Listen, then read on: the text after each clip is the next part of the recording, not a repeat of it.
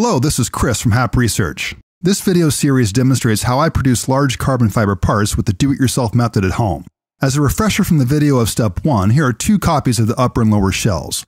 They're about 1 meter in diameter and weigh about 1,000 grams each. I use a 3-step process to fabricate these parts. First, I build a full-scale model called a plug. I showed that step in the first video. In this video, I'll show how I use the plug to make a mold. Okay, starting with the finished plug, the first thing is to seal the gap between the plug's bottom edge and the baseboard of the lathe. The mold will span this gap. Then, it's a couple of coats of mold release parting wax.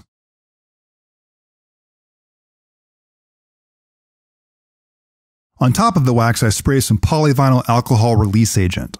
The PVA dries to a thin, water-soluble film that provides even more release capability between the plug and the mold. The PVA is now dry, and here's the benefit of all that work to develop the mirror surface. The final part will have this level of gloss. Now it's time to apply an orange resin gel coat that will form the glossy A surface of the mold. This gel is similar to the gray gel we used on the plug, and it has good visual contrast to help identify defects. While the gel coat is still wet, I gradually build up the body of the mold with fiberglass, wetting it out with resin as I go. I use a fine veil fabric on top of the gel and thicker layers over that to give the mold rigidity and strength. Once the resin is cured, I need to extract the plug from the mold, and we'll see what quality of A surface I actually achieved.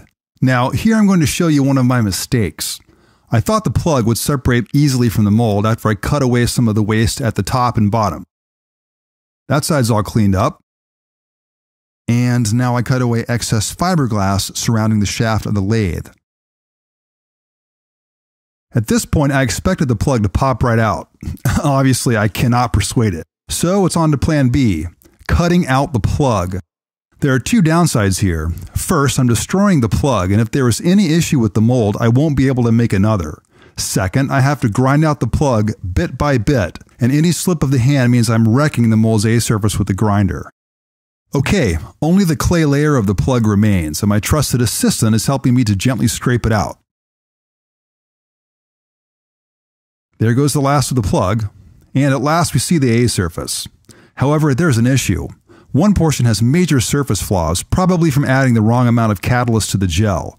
I destroyed the plug so there are no do-overs. I have to repair the flaw.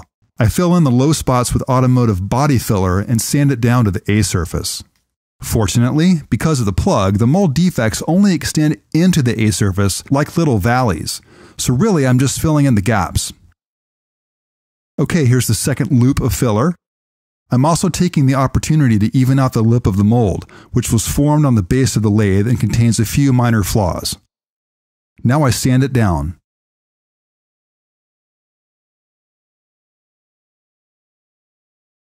Before progressing, I add 3 legs to the bottom of the mold. This will greatly improve the ergonomics of working on the mold and laying up the actual part. It also raises the mold enough to accommodate some of the equipment I'll use for vacuum forming the part. I affix the wooden legs directly to the mold with fiberglass. It's quick and dirty, but it works. Nothing like some tomato trellises to serve as assembly fixtures. Next, I trim the edges so I can work around the mold without getting cut by rough fiberglass.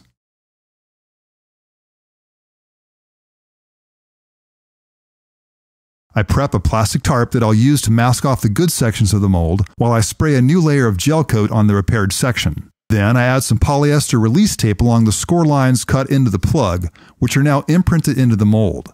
The tape ensures the part won't hang up on the score lines at demolding. I use standard painter's tape to mask off the good sections with the tarp, and now I'm ready for more orange gel coat. First, I recoat the upper lip. Although this is not an A surface for the finished part, I will use this lip as the outer seal for my vacuum bag when I lay up the actual part. Currently, it's still imprinted with small flaws from the plywood base of the lathe. I'll do one more loop of filling and sanding.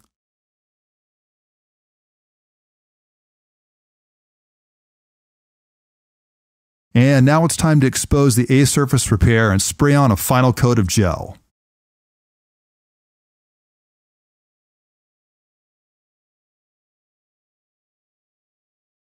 This is looking nice.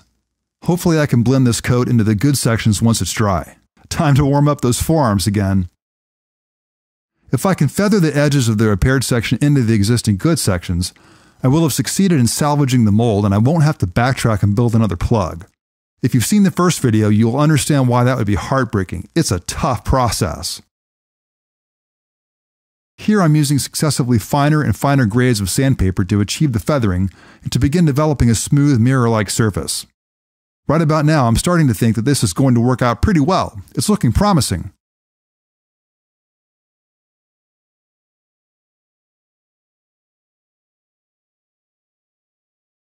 I finish off with some rubbing compound, this time with some help from my cordless drill.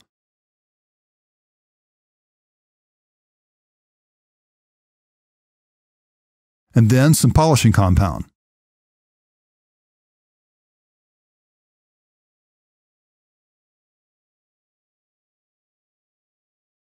That's it, the repair is done.